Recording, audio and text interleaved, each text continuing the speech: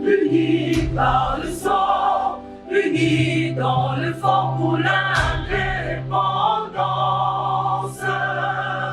Unis aux hommes, si oublie noirs, Taïmana, Chinoto.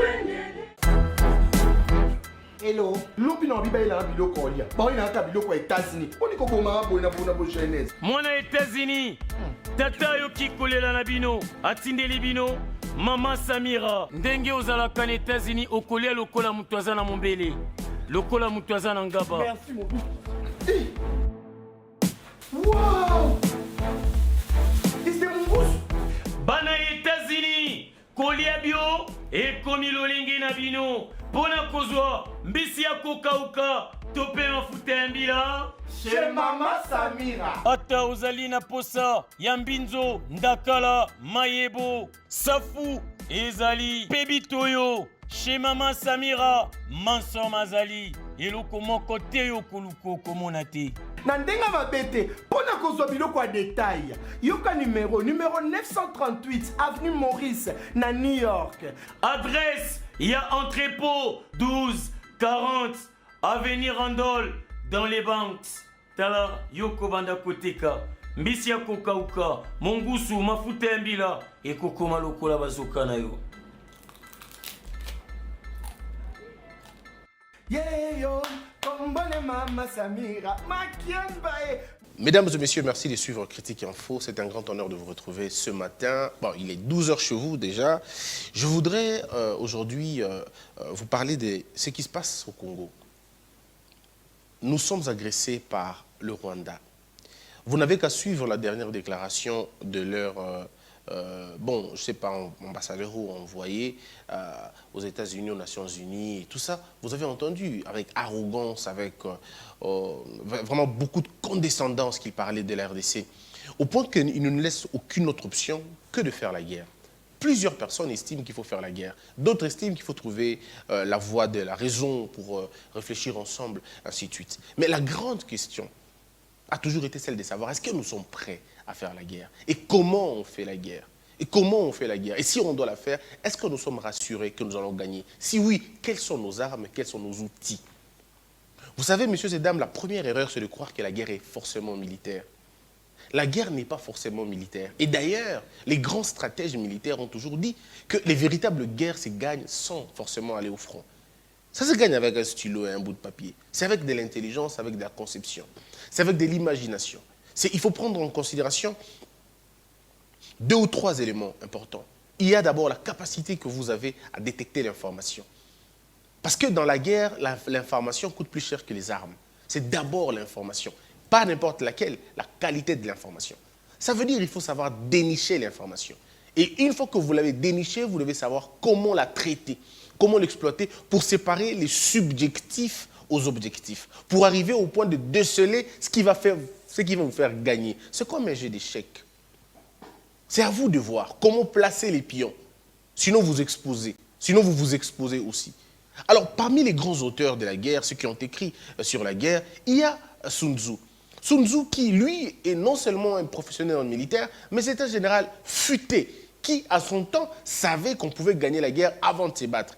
Il proposait des moyens moins coûteux que possible. Il disait que la guerre, c'était une histoire de cerveau, pas une histoire de muscles. C'est lorsque le monde n'était pas encore civilisé qu'on avait besoin des muscles. C'est pourquoi j'avais dit aux gens, vous n'avez pas besoin, j'ai entendu des gens dire, non, il faut que nous sommes en Bengala, il faut que nous sommes à l'Équateur. Ce n'est pas ça. La guerre du passé, oui. La guerre du passé avait besoin de muscles. Mais la guerre d'aujourd'hui n'a pas besoin de muscles, ça a besoin de cerveau.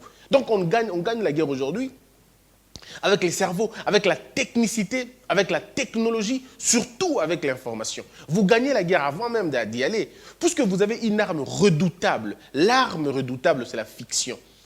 Si vous savez effrayer les autres, ils ne voudront plus se battre. Puisque vous devez savoir vous battre avec eux. Et ça, c'est une histoire qui nous a été dite depuis longtemps, qui nous a été racontée depuis la nuit des temps.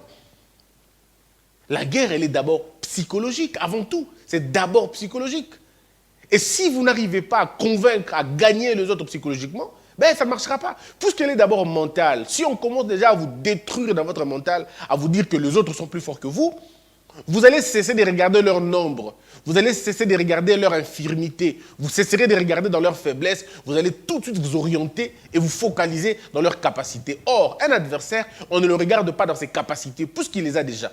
Un adversaire, on le regarde dans sa faiblesse, puisqu'il les cache. C'est là que vous regardez votre adversaire. Vous ne regardez pas l'adversaire par rapport à son palmarès de victoires. Regardez votre adversaire par le nombre de fois où il a échoué et analysez ses échecs, s'il les a améliorés ou pas. Et s'il ne les a pas améliorés, frappez fort. Restez là où il est et là où il est faible. N'allez pas là où il est fort. On gagne un crocodile, pas dans le marécage, pas dans l'eau, sur la terre ferme. C'est là où vous gagnez le crocodile. Le lion, vous n'allez pas le gagner sur la savane. Le lion, vous le gagnez dans l'eau. Vous ne le gagnez pas dans la savane. Donc, vous devez toujours savoir comment déplacer votre adversaire de son côté le plus fort. Sortez-le de son confort ou exposez-le dans ses faiblesses. Et en ce moment-là, vous pouvez frapper. Et quand vous frappez très fort. Mais quand vous n'avez pas cette compilation d'idées, ça va être très compliqué. Comment exploiter l'information? D'abord, comment la dénicher? Il faut beaucoup de moyens, ça on le sait. Mais l'anticipation, c'est ce qui gagne le plus. Nous sommes dans une situation où des Congolais sont tombés dans le piège de la déification ou sinon de la phobie du Rwanda. Cette situation ne peut pas vous faire gagner les choses. Puisque dans votre conception, vous pensez que le Rwanda est plus fort que vous. Puisque dans votre conception, vous êtes même allé dire que le Rwanda nous menace. Chaque fois que le Congolais a dit que le Rwanda nous a occupés, il a perdu un point. Chaque fois que le Congolais a dit que le Rwanda nous menace, vous avez perdu un point. C'est comme un garçon de 40 ans, un monsieur de 40 ans, qui dit qu'un petit garçon de 12 ans le provoque. Il a déjà perdu sur les combats psychologiques. Parce qu'il s'est mis sur un même pied d'égalité. À l'époque de Mobutu, il était strictement interdit de dire même que le Rwanda nous agresse. C'était totalement interdit. Dans le langage militaire à l'époque, on ne parlait même pas de ça, puisqu'il savait la capacité du message. Alors lorsque vous êtes dans la logique que le Rwanda nous menace, le Rwanda nous agresse, le Rwanda est arrivé même au point de mettre des militaires chez nous, ça peut être de fait. Mais lorsque vous acceptez ces faits-là, ça produit des effets. Lorsque vous n'acceptez pas ces faits, ça ne produit pas des effets. Tout est question de la psychologie. C'est là, c'est dans le psyché que vous devez gagner. Parce que si vous ne gagnez pas une guerre psychologiquement, vous n'allez pas la gagner matériellement. Vous allez en guerre comment? Je vais vous dire des choses. Vous savez pourquoi on chante avant d'aller en guerre? C'est pour enlever la peur que les gens ont. Vous entendez les chansons à l'époque, Eloulé, Zoye, Boumaye. Qui vous dit gros Boumaye? Mais cette chanson te rappelle que tu es plus fort que ce que tu es. Et ça m'intéresse beaucoup. Ça m'intéresse beaucoup parce que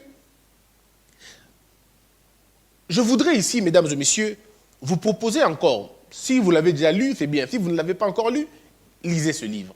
Je vous dis, lisez ce livre. Il est formidable. Voilà ce que Gustave Le Bon dit, son livre Hier et Demain, dans les chapitres où on parle de la forme du courage. Mais il est exceptionnel. Il dit, la résistance au sentiment naturel des craintes produites par les dangers constitue le courage. Si le danger, tout en restant menaçant, cesse d'être immédiat, le courage nécessite la persévérance. En fait, il veut dire quoi par là? Il veut dire, nous connaissons que l'autre est fort, nous connaissons que l'autre est grand, nous connaissons que l'autre est envoyé par des gens, mais nous refusons de l'admettre. Nous refusons de dire et de confesser dans notre bouche qu'ils sont plus forts. Mais c'est ce qui s'est passé avec les 12 espions. Il y en a qui ont vu les autres plus grands. Mais qu'est-ce que les deux autres ont vu? Les deux autres avaient vu des hommes et une opportunité de reconquérir les terres. Ça veut dire que tout est question de la perception. Même ceux qui prient, vous le savez, lorsque vous voyez Satan grand, il opérera des miracles sur vous. Il va faire des choses scandaleuses sur vous. Mais lorsque vous dites en vous-même que Satan n'est rien pour vous, il n'aura pas d'effet chez vous. Alors quand vous continuez, prenons un petit exemple de la Bible d'ailleurs. David et Goliath. Pendant 40 jours, Goliath, il marche carrément sur la ville. Il insulte tout le monde. Il insulte les morts, les vivants, même les dieux.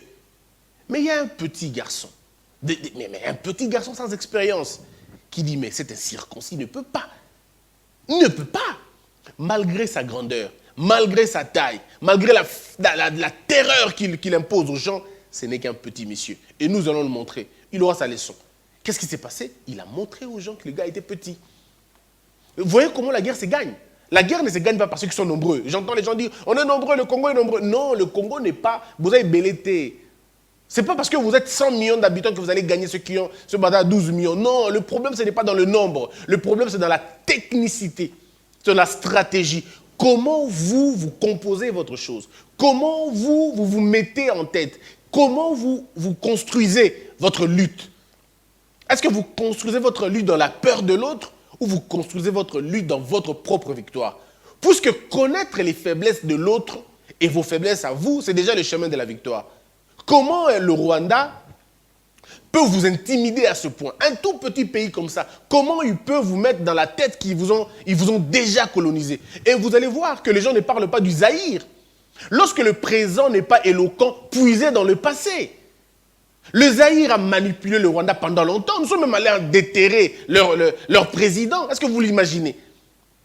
Mais pourquoi vous ne vous rappelez pas du passé pour vous donner la force du présent? Vous restez dans le présent. Ils ont mis un général ici. Ils ont mis des généraux ici. Ils ont mis. Cette histoire, vous pouvez faire ça 100 ans, vous ne réussirez pas. Ici, vous devez changer le paradigme de combat. Le premier paradigme que vous devez changer, c'est d'abord le narratif que vous devez changer. Le narratif que nous devons changer, c'est celui de dire que le Rwanda ne pourra rien contre nous.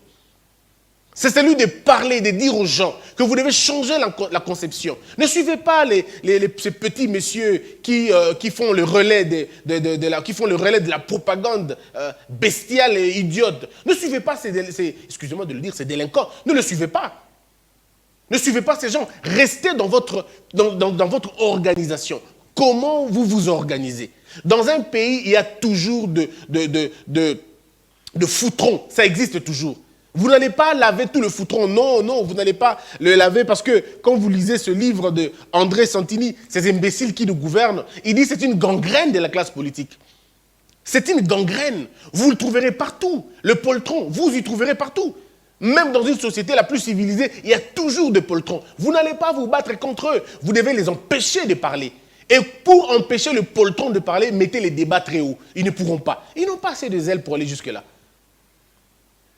Vous n'allez pas. Moi, je crois que le plus important, la meilleure façon de museler les idiots, c'est d'élever les débats. Si vous élevez les débats, les idiots ne viendront plus. Parce que les insultes ont une date d'expiration. Ils ne vont pas insulter continuellement. Ils vont insulter à un moment donné, ils vont se fatiguer. Vous, tout ce que vous avez à faire, amenez les débats. C'est comme dans un match de football. Tu veux gagner ton adversaire, eh bien fatigue-le. Tu sais courir, cours plus vite que lui, c'est tout simplement. Jette le ballon. Même son tacle ne pourra pas vous atteindre. Puisque vous allez déjà aller plus loin que lui. Mais la question, est-ce que nous sommes prêts à nous organiser? Laurent Désiré Kabila, quand il se rend compte qu'il y avait un problème sérieux dans le pays, il se rend compte qu'il s'est lui-même mis dans une situation impossible. Il dit aux gens, organisez-vous. Mais pourquoi Laurent disait organisez-vous? Laurent savait que l'engrenage dans lequel on s'était totalement embourbé, ça va être difficile pour nous de nous en sortir si nous ne nous organisons pas. Mobutu avait dit qu'après moi, ça va être le déluge. Puisque Mobutu tenait le sérail du pays, il savait la vulnérabilité de ce pays. Et il savait. Mobutu va se rendre compte qu'il a eu un directeur de cabinet rwandais. Mais attendez, quand vous avez un directeur de cabinet rwandais, comment voulez-vous vous en sortir? Toutes les lois sont minées. Toutes les négociations sont minées. Toutes les nominations sont minées. Vos entrées sont minées, puisqu'il est directeur de cabinet et tout puissant. Et directeur de cabinet de qui? Du tout puissant maréchal. Quelle finesse! Quelle finesse! Quel plan orchestré depuis longtemps. Mais ils arrivent à pénétrer cette histoire-là. Bon, vous faites comment? Mobutu savait. Et quand Mobutu se rend compte que, oh là là, qu'est-ce que je vais faire ici? Je suis dans une mauvaise posture. Après, moi, si je m'en vais, ça va être le déluge. Je n'ai que ma personne qui empêche aux autres. Et qui vous dit qu'on ne l'avait pas fragilisé déjà en avance? Vous vous plaignez que les armes ont été trafiquées. Mais quand vous avez un directeur de cabinet qui est comme ça, comment voulez-vous? Vous voyez un peu l'histoire?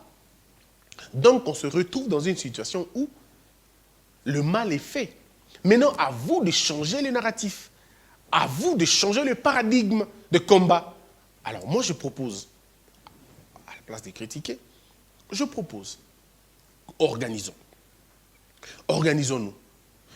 La Chine a vendu une image qu'ils étaient très forts et plus forts que tous. La Chine savait que dans les arts martiaux, l'Amérique n'avait pas beaucoup d'intérêt. Alors qu'est-ce qu'ils ont fait? Connaissant qu'ils étaient petits détails, les Chinois sont petits détails. Et ça, c'est terriblement psychologique. Ils savent qu'ils sont petits détails et qu'avec leur taille, ils ne peuvent pas faire peur. Alors ils doivent développer des stratégies de kung-fu et des arts martiaux pour que le reste de l'humanité ait peur d'eux. Aujourd'hui, mon frère, quand tu parles avec un Chinois, tu sais que c'est-à-dire que même quand tu veux discuter avec lui, tu sais que parce qu'on nous a appris à travers leur cinéma qu'ils apprenaient le kung-fu depuis les bas âges. Au point que même un homme congolais a du mal à déranger une femme chinoise au Congo. Parce qu'on se bat et tu as peur. Voyez-vous un peu ce que c'est? C'est-à-dire qu'ils ont travaillé dans le psyché. Ils ont travaillé dans la psychologie des gens. Ils ont travaillé dans le mental. Ils vous ont vendu des Chinois très forts, des Chinois disciplinés. Moi, je ne savais pas qu'il y avait des Chinois minés de Bazalaka. C'est quand je suis allé en Chine que j'ai vu des bouboules aussi. On a dit, oh, minés de Bazalaka. Donc, ils ont fait une sélection. Ils ont présenté l'échantillon qu'ils voulaient présenter. L'échantillon qu'ils voulaient que ça marque l'humanité, ils l'ont fait. Messieurs et dames, l'Amérique a perdu beaucoup de guerres. Posez la question aux historiens, ils vont vous dire, l'Amérique a perdu beaucoup de guerres. Mais l'Amérique vous montre un seul Rambo qui va aller libérer tout un bataillon américain. Un seul Rambo. Et vous avez cru que pour être un militaire, il faut être comme Rambo. Vous avez vu même nos militaires ici, à la bandana, à la lunette, à la moto, à bendi manche, à tatouage. À un moment donné, il y a des Rambo à film, et puis il y a des Jean-Claude Van Damme. Pourquoi? Puisque un peuple a construit une image. L'Amérique a construit sa suprématie à travers Hollywood. Hollywood a été un instrument. Avant d'avoir un président noir, ils avaient déjà fait un président noir dans un film. Avant d'avoir une première vice-présidente, et je vous assure que l'Amérique aura une présidente. Mais déjà dans des films, on a vu des présidentes femmes. En fait, eux, l'Amérique prépare l'opinion dans les films. Ils vous ont dit qu'avant, ils vous ont dit que les standards de beauté, c'était des filles minces, qu'on appelait des Miss. Mais l'industrie de la pornographie vous a dit que les femmes qui ont de rondeur sont des belles femmes. Et ça reste dans votre psychologie. Messieurs et dames, ne jouez pas avec le laboratoire de la pensée. Les autres pensent. Ils pensent état, ils pensent avenir, ils pensent vie. Voyez-vous? Alors vous, ici au Congo, qu'est-ce que vous pensez? Vous pensez à quoi? À rien. À la polémique idiote, au débat inutile et stérile. Au lieu de construire une idée, au lieu de construire un mythe. Quel est le mythe que nous avons? Le mythe américain, c'est qu'ils ne perdent pas. Le mythe américain, c'est la suprématie. Le mythe, le mythe chinois, c'est la force, la ténacité. C'est ça leur force. Le mythe coréen, c'est le mythe de la technologie. Ils sont invincibles, ils connaissent tout. Le mythe de Kim, le mythe de Kim, c'est le mythe de l'invincibilité. C'est le mythe nucléaire. Ils sont très forts. Le mythe de la Russie, c'est des gens très forts. C'est des espions. C'est des gens qui peuvent espionner jusque là où vous ne pouvez pas vous imaginer. Puisqu'ils ont su vendre. Regardez les films des Américains. L'Amérique a vendu la Russie. Vous savez pourquoi? Dans tous les films américains, regardez, les traîtres sont qui? Sont les Russes. Les espions sont de qui? Sont des Russes. Et ils vous ont mis ça dans la tête et vous avez cru que les Russes sont forcément des espions. Mais parce qu'eux, ils ont voulu le dire. Vous entendez à la français, Babi Koloba, Moutaliki français, la publicité Zate. C'est parce que c'est cette langue que vous connaissez. Vous n'avez jamais entendu la publicité américaine parce que même si vous l'entendez, vous ne savez pas parler anglais. Comment vous saurez que les Américains savent bien faire la pub? Chaque pays construit son image. Vous construisez quoi? Qu'est fait la RTNC? La RTNC, en dehors d'être une chaîne de propagande qui parle que du président ou qu'est des présidents, que fait la RTNC? La RTNC devrait d'ailleurs vendre notre rêve. Quel est le rêve congolais? On n'a pas de rêve congolais puisque les gens ne dorment même pas. On n'a pas de rêve congolais. Comment les gens vont rêver s'ils ne dorment pas? Nous avons un impératif, celui de construire un rêve, celui de construire une mythologie. C'est quoi notre mythologie? Quelle est la mythologie congolaise? Vous savez la mythologie rwandaise? C'est les Tutsi Power. C'est une mythologie. C'est un mythe, ça n'existe même pas, les Tutsi Power. Mais ils vous ont convaincu qu'eux sont terribles. Ils ont construit un mythe. Messieurs et dames, l'Israël s'est construit dans la victimisation.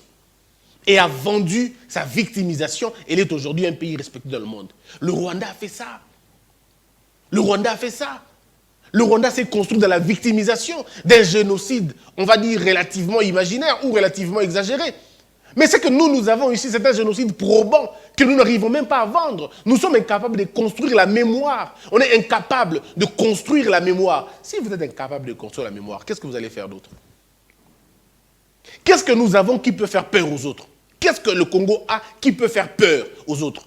Quel est le message que nous envoyons aux gens? On est des gens fatigués, on est des gens qui aiment la bière, la boisson et l'alcool et tout. C'est ce que nous voulons. Et tellement qu'on est désorganisé à l'intérieur, vous avez des médias qui ne font que relayer ça. Ça ne va pas. Alors, messieurs et dames, regardez. Je vous donne deux petits points.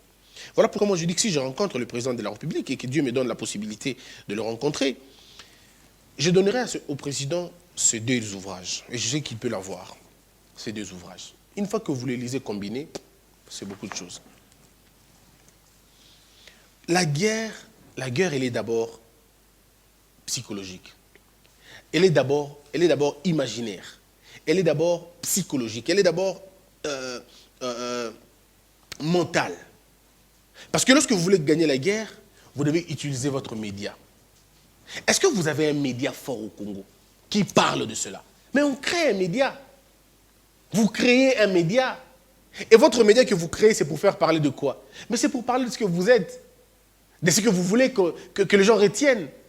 On peut réunir aujourd'hui, on dit, bon, on va aller par exemple à Maluku, excusez-moi, on va aller à Maluku.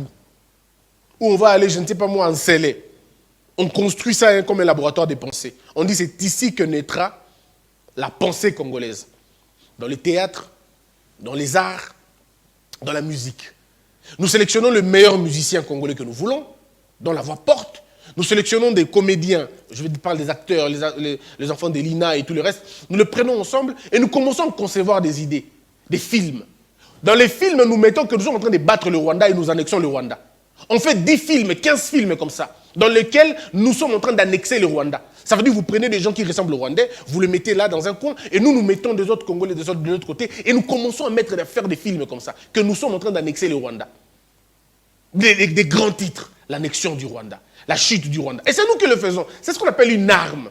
Et dans ces films, vous montrez la puissance militaire congolaise, même chimérique. Vous savez, comment on a le rôle de grenade?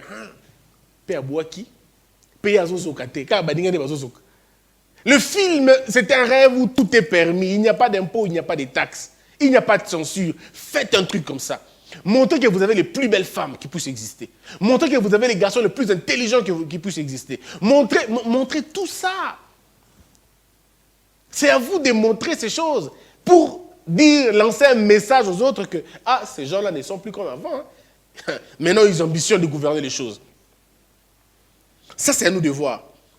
Nous devons construire une propagande. Comment on construit une propagande? Vous avez la RTNC. Moi, ce que je dis au président de la République, c'est deux choses, trois choses. Il y a des réunions qu'on fait secrètement. Monsieur le Président, chères autorités de la République, nous avons des Congolais qui ont réussi là où c'était impossible. Je vais citer les noms quand même, pour ne pas... Je vais citer les noms. Nous avons des grands dans le média congolais, des grands noms dans le média congolais. Ils se sont distingués dans plusieurs choses. Bienvenue Bakoumania. C'est un grand frère pour qui j'ai beaucoup d'estime, mais pas possible. Je ne vais pas dire plus. Vous avez Willy Kalengai. Ils sont nombreux, hein, je ne vais pas citer tous, ils sont très nombreux. Vous avez ces gens-là. Mais c'est des grands dans le média. C'est des gens que vous appelez. Vous dites comment vous avez fait pour réussir dans le secteur de la presse écrite. Et bien d'autres, d'ailleurs, ils sont nombreux, que je ne citerai pas, ils sont très nombreux. Bon, alors, voilà ce que nous allons concevoir un plan pour vendre le mythe congolais. Pour vendre la mythologie congolaise, la fiction congolaise, l'intangibilité congolaise, la métaphysique congolaise. C'est avec vous que nous allons construire ça. Vous allez être le relais. Non seulement le relais, mais aussi les concepteurs et les stratèges. Puisque l'erreur du pays, c'est de considérer que les journalistes ne sont que des relais. Parfois, nous relayons des stratégies faibles, mais nous les relayons parce qu'on nous a relégués en position de relayer. En principe, dans tous les pays du monde, les journalistes ne sont pas que des relayeurs, c'est des penseurs qu'on appelle dans la table de négociation, qu'on appelle dans la table de conception des idées. En dehors de ces gens-là, vous avez la nouvelle génération. Personne ne va douter de Jean-Marie Kassamba dans sa capacité de faire la télévision. Il nous a vendu Kabila qui était pratiquement un mauvais produit, mais Kassama nous l'a vendu comme un bon produit. Il peut faire ça, donc il peut faire plus que ça. Vous avez Israël Mutombo, vous avez Bossembe, vous avez beaucoup de gens qui, à partir de rien, ont fait des choses extraordinaires. À partir de rien, sans financement quelconque, ils ont réussi à le faire. Utilisez ces gens-là. Pas seulement pour la propagande, mais pour la conception de la propagande. Et pas seulement ça, les leaders d'opinion, des pasteurs. Utilisez-le. Des pasteurs qui ne pourront orienter leur prédication que dans l'histoire des guerres. Et encore, vous en avez dans la Bible.